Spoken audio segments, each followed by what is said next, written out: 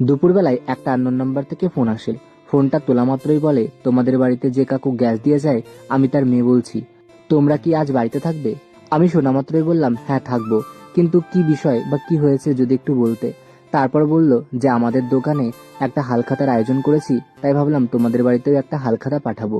সন্ধ্যাবেলায় যখন আমি রান্না করছিলাম তখন সে কাকুই আমাদের হালখাতা দিয়ে গেছে। ধন্যবাদ দিদিভাই আমাদেরকে হালখাতা পাঠানোর জন্য। তবে আমরা কোনো দোকান থেকে কোনো বাকি জিনিস নিইনি। ভাই বাক্স খুলতেই দেখলো এর মধ্যে অনেক প্রকারের মিষ্টি আছে। আমরা ছোটবেলা থেকেই কোনো দোকান থেকে তেমন বাকি খাবার খাই না।